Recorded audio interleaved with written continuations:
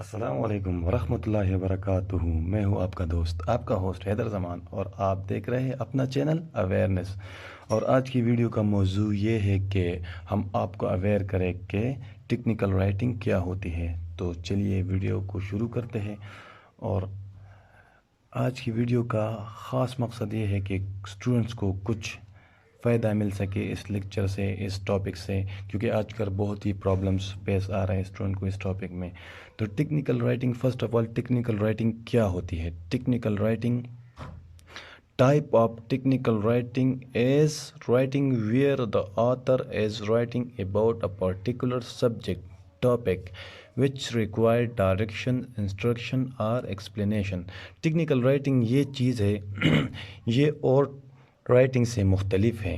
اس writing کا author جب اس writing کرتا ہے، یہ لکھتا ہے نا، تو اس کا مقصد یہ ہوتا ہے کہ وہ خاص ٹاپک، سبجیکٹ اور ٹاپک کو ایکسپلین کرتا ہے، یا اس میں انسٹرکشن دیتا ہے، یا اس میں ریڈر کو ڈائریکشن دیتا ہے جو اس کو ریکوائرڈ ہوتی ہے۔ یہ اور طریقے کے اور رائٹنگ سے بہت مختلف ہوتا ہے۔ This writing style is a very different characteristic, جیسے کہ میں نے آپ کو بتایا کہ this writing style has a very different characteristic, اس کے جو کریکٹرسٹک ہوتے ہیں وہ بہت ہی مختلف ہوتے ہیں اور رائٹنگ اسٹائل سے۔ Then other writing styles such as creative writing, academic writing اور business writing، یہ بہت ہی مختلف ہوتا ہے ان رائٹنگ اسٹائل سے۔ What is the purpose of technical writing؟ اس کا مقصد کیا ہوتا ہے؟ ٹیکنیکل رائٹنگ کا مقصد کیا ہوتا ہے؟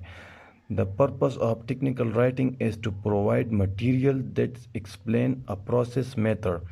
اس کا مقصد یہ ہوتا ہے، اس ٹیکنیکل رائٹنگ کا مقصد یہ ہوتا ہے کہ یہ آڈینس کو یا ریڈر کو مٹیریل پرووائڈ کرتا ہے، یا پروسیس بتاتا ہے، میتھڈ بتاتا ہے، اور make a complex concept easier to understand for a particular audience.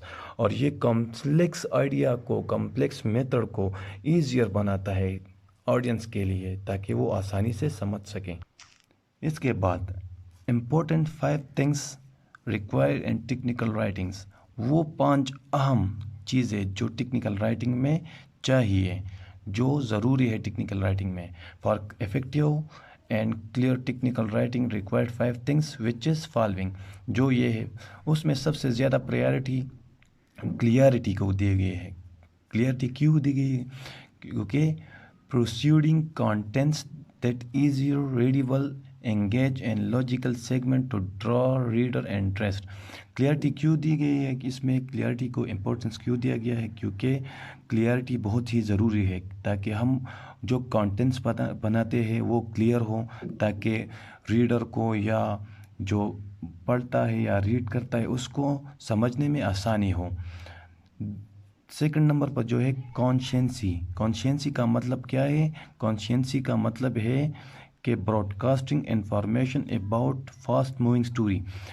ہم جب کریٹیو رائٹنگ کرتے ہیں نا، تو اس میں ایسا نہیں ہوتا کہ ہم الگ سے انفارمیشن ایڈ کریں یا نالج ایڈ کریں، اس میں ہم ٹو دا پوائنٹ لکھتے ہیں، اور اس میں یہ ہوتا ہے کہ انفارمیشن موونگ فاسٹ اسٹوری، یہ موو ہوتا ہے، انفارمیشن جو ہوتا ہے جلد سے موو ہوتا ہے دوسرے لنک میں، آپ کو جلدی سے سمجھ میں آ جاتا ہے وہ سب کچھ۔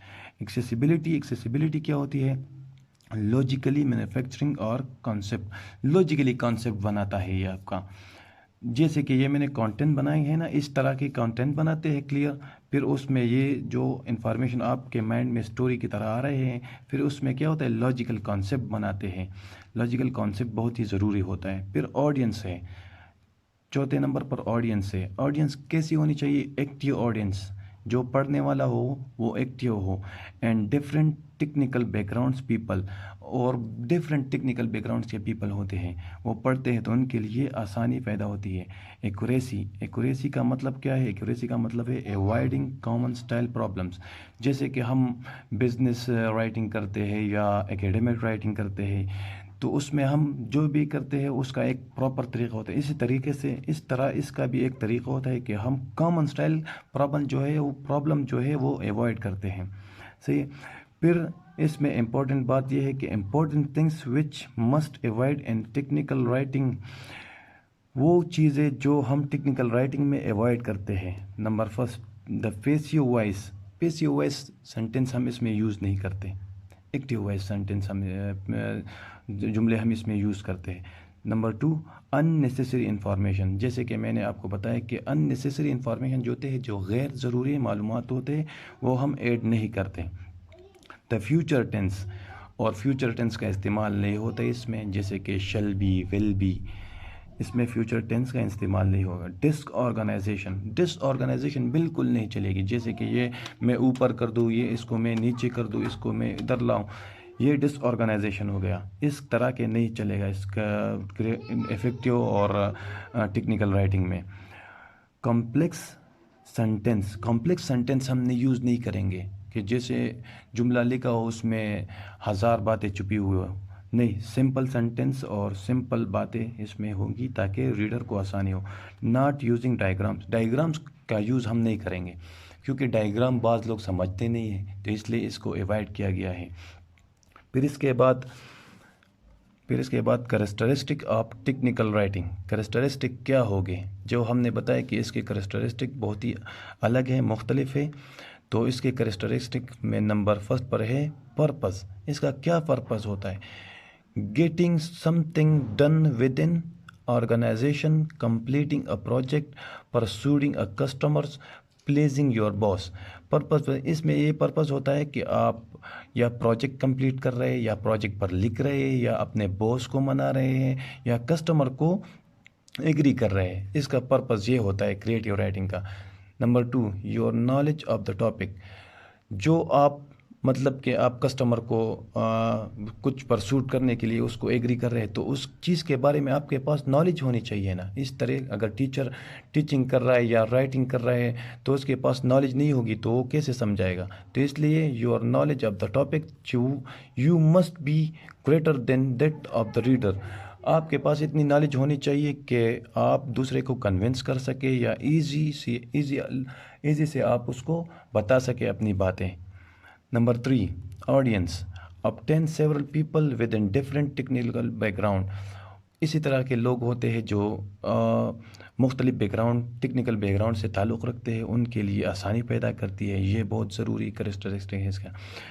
کرائٹیریا فار ایوولوشن، اس کا مطلب ہے clear and simple organization of idea, کہ آپ نے کلیئر اور سادہ سے آئیڈیا کو بیان کرنا ہے، وہ بھی آرگنائز طریقے میں. In a format of that must meet in the need of the reader. اور وہ آرگنائز فارم جو ہوتا ہے کہ وہ ضروری ہو کہ ریڈر کو وہ چاہیے. آپ نے وہی لکھنا ہے یا کیا کہنا ہے جو ریڈر کو ضروری ہے. مطلب کہ میں یہاں پر کچھ اور لکھ دوں، آپ کی نیڈ نہیں ہے تو پھر وہ ضائع ہو گیا نا. اس لیے اس کو امپورٹنٹ کریکٹرسٹک میں ڈال دیا گیا ہے. Number 5، statistic and graphical support. frequently used to explain existing condition and to present alternative course of action.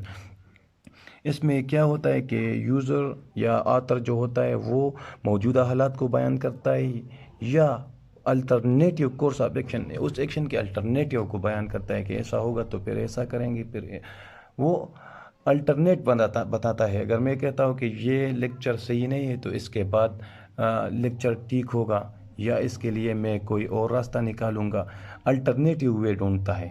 تو یہ ہے شارٹ سا ٹیکنیکل رائٹنگ پہ لیکچر. اگر آپ کو پسند آیا ہو تو ہمارے چینل کو لائک کریں، سبسکرائب کریں اور بیل کے آئیکن کو پریس کریں. شکریہ.